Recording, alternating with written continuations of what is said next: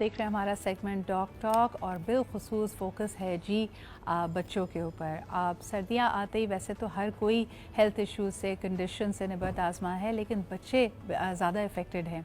और एक कॉमन इस वक्त सिम्टम जो देखने में आ रहा है वो डायरिया लाइक सिम्टम है, जिसके अंदर फौरी तौर पे बच्चा बहुत वीक हो जाता है, वॉमिटिंग होती है, आप संभाले नहीं संभल रहा था बिकॉज़ बच्चे का वेट इतना कम है, बच्चा छोटा है। तो अगर इसको फौरी मेडिकल अटेंशन ना ली जाए तो बात बहुत ज़्यादा बिगड़ भी सकती है। आइए इस हवाले से बात करते हैं, what are some of the science जिसके ऊपर आपको फौरी एक्शन लेना चाहिए और बच्चों में इसकी वजह क्या है। हमारे साथ मौजूद हैं doctor Ibrahim Yusuf, child specialist हैं और यकीनन इस हवाले से हमारी मुआवनत करेंगे। Thank you doctor Ibrahim. मुझे बताएं कि बहुत सारे रीज़न्स हैं, लेकिन बिलखुसूस सर्दियों में हम वायरस बैक्टीरिया को तो कह रहे होते हैं, लेकिन हमारी अपनी लाइफस्टाइल चॉइसेस में हम क्या गलतियां कर रहे हैं जिसकी वजह से बच्चे are more prone to get these problems. पहले तो आपको बात बताऊं कि बच्चों के जो इन्फेक्शंस होते हैं इस सीज़न में नहीं होने चाहिए। दुनिया में आप देखें तो it's an very healthy season. Okay. But हमारे यहाँ उल्टा है, यहाँ पे ज़्यादा बच्चे इन्फेक्टेड हो जाते हैं, एडल्ट भी बहुत ज़्यादा इन्फेक्टेड हो जाता है। खांसी, नज़ला, ज़ुकाम, डायरिया, वॉमिटिंग्स, ये सबसे ज़्यादा हो रहा होता है जब आप बहुत ज़्यादा इवेंट्स में जा रहे हो। तो आपको पता है इवेंट्स के मौसम चल रहा होता है, इसमें हम बहुत ज़्यादा इन्फेक्टेड रेशियोज, फिर हम इन्फेक्टेड होते हैं तो दावतों में भी चले जाते हैं, मास्क हम पहनते नहीं हैं, हैंड वॉश का हमारा निज़ाम बहुत पीछे है। तो ऐसी सिचुएशन में बहुत सफ़ा हम बीमारियाँ एंडेमिक कर देते हैं, फिर एपिडेमिक हो जाती हैं, इससे बहुत ज़्यादा इन्फेक्शंस फैलते हैं। क्या ये सच है कि अगर घर में किसी एक शख्स को नज़ला ज़ुकाम हो तो फिर सबको होना ही होना है बिकॉज क्लोज प्रॉक्सिमिटी है? अक्सर लोग कहते हैं ना कि बच्चे की वजह से या तो वायरस घर में आया या किसी बड़े को ज़ुकाम हुआ था और बच्चों को लग गया। आपका इस पे क्या तज्जिया है? इस पे दो पॉइंट ऑफ व्यूज़ हैं।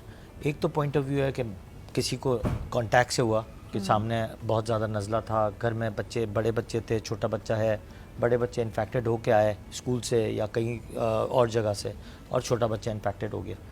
दूसरी परसेप्शन ये भी हैं कि एक मेहमान आया घर में जो 1-1.5 घंटा घर में रहा, वो बच्चा उसके सामने नहीं आया, लेकिन वो प्लेस को जो है, और इसको नज़ला खांसी था, प्लेस को इन्फेक्टेड करके गया, वो घर से चला गया। अब कोई भी नया बच्चा घर पे आया जो स्कूल से आया और उस जगह पे आके बैठ गया तो 4 घंटे तक इन्फेक्टेड रहती है। तो इन्फेक्टेड एरिया में जब आप बैठते हैं तब भी आपको इन्फेक्शन लग जाते हैं। सही। तो ये भी बहुत इंपॉर्टेंट है कि आपको जब भी आप, हम वैसे स्कूलों में देखते नहीं हैं कि कोई ऐसा निज़ाम हमें नज़र नहीं आ रहा है। इतने बच्चों की क्लास है, यानी अगर आप कम से कम भी देखें तो 15-20 बच्चे एक क्लास में होंगे। There so many surfaces. सफाई वैसे तो होती है, हो सकता है फ्लोर के सर्फेसेस क्लीन हो रहे हैं, लेकिन हमारी डेस्क, हमारे चेयर्स, क्या स्कूल्स को इसका इंतज़ाम करना चाहिए कि they should be disinfected? Schools plus हर जगह पर डिसइंफेक्शन होनी चाहिए।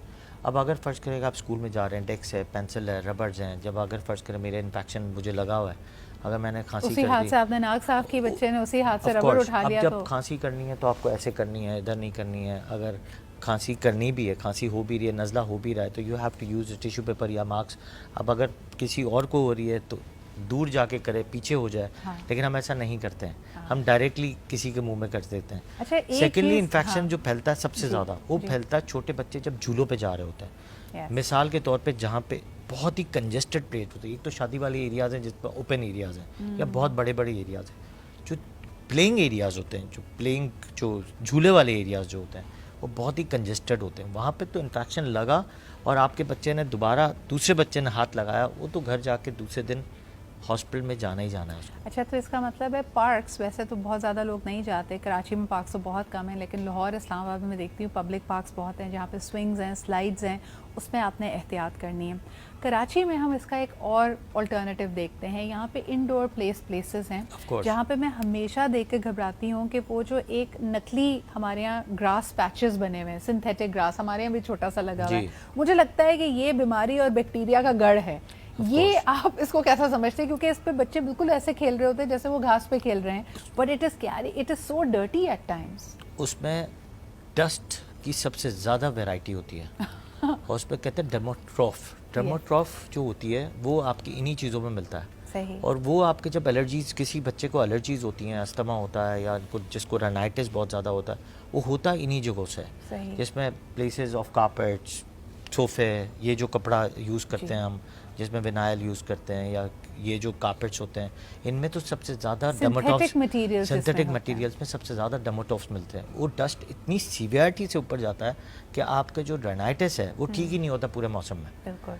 उसको आपको ठीक करने के लिए बहुत सारी चीज़ें करनी पड़ती है। तो ऑफ कोर्स जब आप प्ले एरिया में जा रहे हैं तो आपको सिर्फ कुछ भी नहीं है, सिर्फ आपको 2 तह वाला मास्क पहनना ऑल्सो आई बहुत थिंक ज़रूरी है। People who are planning these play areas, चाहे वो आपका घर हो, चाहे किसी क्लिनिक में है, किसी स्कूल में है, आप समझ रहे हैं आप सिर्फ उसको एस्थेटिकली अपीलिंग बना रहे हैं कि शायद एक घास का सा एक इन्वायरमेंट देने की एक ओपन स्पेस लग रही है, लेकिन क्योंकि ये एरियाज बच्चों के लिए हैं तो वहाँ पे इस्तेमाल किए जाने वाले मटीरियल्स, चीज़ें, उसको इस अंदाज में देखिए कि क्या ये बेबीज़ के लिए, बच्चों के लिए फ़ायदेमंद भी हैं या ये प्रॉब्लम्स क्रिएट कर सकते हैं। अच्छा, वैसे तो बहुत ही रुझान कम है, लेकिन मुझे बताएं कि स्विमिंग एंड स्पोर्ट्स, क्या इस सीज़न में बच्चे वहाँ से भी वायरसेस कैच कर रहे हैं? कुछ जगह हैं पाकिस्तान में जहाँ हमें हीटेड पूल्स मिलते हैं, आप रेकमेंड करेंगे उनका इस्तेमाल? मैं स्पोर्ट्स को कभी भी डिवैल्यू नहीं कर सकता। ऑफ कोर्स सही। स्पोर्ट्स आपकी इम्यूनिटी को बढ़ाती है, आपकी जितना ब्लड लेवल्स, स्पोर्ट्स से हमेशा आपकी ब्लड जो थिनिंग बढ़ती है और आप हीटेड रहते हैं, सही। तो इम्यूनिटी ऑफ कोर्स बढ़ती है। स्विमिंग से कभी भी नुकसानात नहीं हो सकते।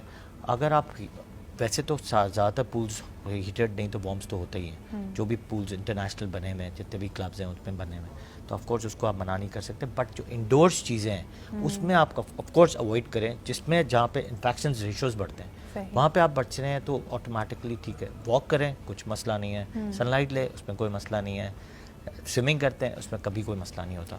उसमें ज़्यादा चांसेस, ज़्यादा एयर इन्फेक्शन के चांसेस होते हैं। जो ऑफ कोर्स आपको नज़ला खांसी है और आपने स्विमिंग कर ली तो ऑफ कोर्स ये जो स्टेशन ट्यूब अगर ब्लॉक हो जाएगी तो of course you will get a severe air एक हो जाता है, जिसको कहते हैं ओटाइटिस मीडिया। उससे बचना ज़रूरी है, otherwise the swimming is very एक चीज़ जिसको हम अमूमन अवॉइड करते हैं और बात नहीं करते, आपने देखा कि बॉटल वाटर आम है, लेकिन अगर हम प्लास्टिक्स की बात करें तो हम कहते हैं भाई इंडिविजुअल बॉटल से बेहतर है कि बड़े डिस्पेंसर्स में जो कंटेनर्स और बड़ी बॉटल्स लगी होती हैं। How clean are our dispensers? क्योंकि हर शख्स हाथ लगा रहा है, आपको नहीं पता कि उसकी क्या हेल्थ हिस्ट्री उस वक्त चल रही है।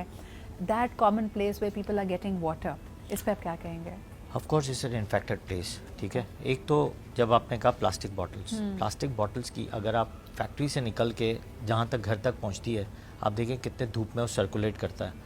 आपने ज़्यादातर देखा होगा दुकानों पे बॉटल्स जो है बाहर पड़ी होती है। सनलाइट में आपको पता है उसका पीसीआर लेवल जो है वो नीचे आ जाता है और वो कभी भी यूज़फुल नहीं होता, वो नुकसान देता है। Plastic is always causes some cancerous products और एलर्जीज भी सबसे ज़्यादा वही करा रहा होता है। तो हमारे मुल्क में सबसे ज़्यादा कि अब जहाँ जहाँ ये यूज़ हुई हैं, अब आप देखें कि वेस्टर्न में जहाँ जहाँ यूज़ हो रही थी अब वो ग्लास मटेरियल पे दोबारा आ गए या कॉपर मटेरियल पे दोबारा आ गए, स्टील मटेरियल पे दोबारा आ गए। प्लास्टिक जाया जा रहा है कि वो माइनस में जा रहा है। हमारे यहाँ प्लास्टिक को सबसे ज़्यादा यूज़ इसलिए कर रहे हैं कि सस्ता पड़ता है और डंपिंग भी हो रही है। मुझे लगता है जब पूरी दुनिया में एक तब्दीली आ रही है तो कहीं ना कहीं तो वहाँ तो पाबंदी लग गई है, वहाँ पे कानून नाफिज हो गया है कि आप ये मटेरियल्स इस्तेमाल नहीं कर सकते। अगर आपके पास स्टॉक में पड़ा हुआ है या आपने इकोनॉमीज ऑफ स्केल की तरफ जाना है तो फिर हमारे जैसी तरक्की पजीर मुल्कों में वो आ जाता है। एक कॉलर हमारे साथ हैं, आइए उनकी बात भी सुनते हैं। हेलो, अस्सलाम वालेकुम। जी अस्सलाम वालेकुम, मैं कबीर बात कर रहा हूँ कराची से। जी कबीर, क्या कहेंगे? अच्छा, मेरे डॉक्टर साहब से कुछ 2-3 छोटे-छोटे सवालात हैं। मेरा 1.5 साल का बेटा है, वो एक तो खाने पीने में बड़ा प्रॉब्लम करता है, जब बीमार होता है ना खाता है ना कुछ पीता है, तो उसको कमजोरी हो जाती है। तो हमें क्या करना चाहिए? दूसरा, सोते वक्त वो मतलब क्योंकि जाहिर सी बात अभी सर्दियां हैं तो वो कंबल वगैरह नहीं ओढ़ता और हमें उसके लिए पंखा भी चलाना पड़ता है और वो सोते वक्त ये नहीं करता। और क्या सोते वक्त बच्चों को मोजे और जो टोपा होता है उसका कैप वो पहनाना चाहिए या नहीं? Very key questions. Let's start with the eating thing. Thank you Kabir for these questions. Ibrahim साहब, अगर हम खाने पीने की बात करें, यकीनन एक तो इम्यूनिटी कम है तभी बच्चे को बुखार है, नज़ला है, डायरिया है, और ऐसी सिचुएशन में वो इतने चिड़चिड़े होते हैं या हंगर बिल्कुल उनकी ख़त्म हो जाती है, एपेटाइट ख़त्म हो जाती है, वो कुछ खाना भी नहीं चाहते, तब बच्चों को क्या दिया जाए? देखिए, उसके लिए सबसे बेहतरीन चीज़ होती है ABC, एप्पल, बीटरूट, कैरेट। बहुत ज़बरदस्त इस सीज़न में आया हुआ होता है जिसमें apple, beetroot, carrot 100% oxygen, 100% iron, 100% supplements. इसके साथ चिया सीड्स यूज़ करने चाहिए। ज़्यादा कावा पिलाना चाहिए, यखनी पिलाना चाहिए, क्योंकि यखनी में इतनी ही एनर्जी मिल जाती है। क्योंकि नज़ले खांसी में आप यू कैन नॉट ईट, क्योंकि यहाँ पर बच्चों के अंदर म्यूकस फंसा होता है, सोजिश होती है, म्यूकस फंसा होता है, वो ज़्यादा टॉलरेबल चीज़ें नहीं खा सकता, ज़्यादा हैवी चीज़ें नहीं खा सकता, इवन दो को मिल्क भी ज़्यादा नहीं पी सकता। मिल्क के alternative you have to make ये ABC जूस और फिर सप्लीमेंट्स या फिर चिया सीड्स जिसमें बहुत ज़्यादा मिनरल्स होते हैं। बिल्कुल सही। सेकेंडली यखनी का इस्तेमाल सबसे ज़्यादा करनी चाहिए। हाँ जी। दूसरा, जब भी आप बीमार होते हैं तो ऑफ कोर्स यूज़ मल्टीविटामिन्स मोर, क्योंकि मल्टीविटामिन्स आपकी सेहत को अच्छा रखते हैं।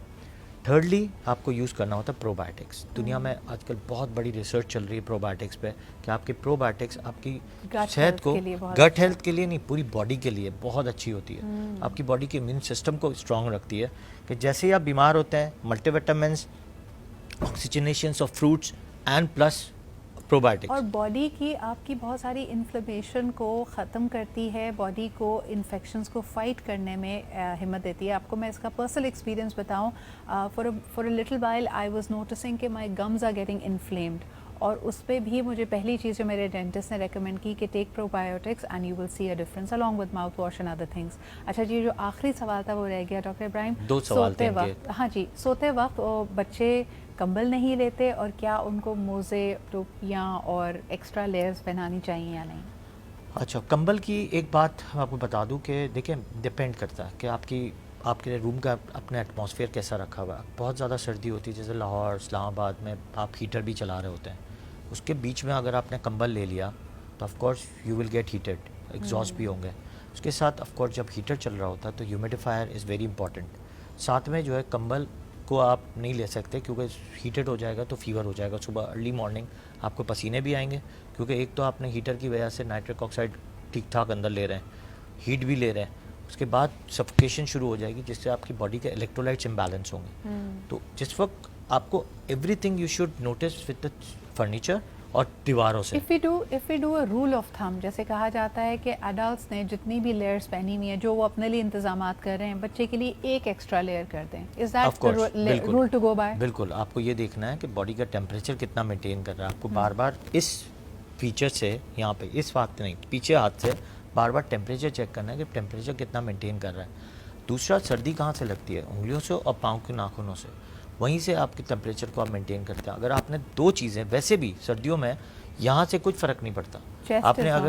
आपने अगर मोज़े अच्छे पहन लिए और सॉक्स अच्छी तरह पहन लिए, आपकी 50% सर्दी तो वैसे ही वहीं रुक जाती है।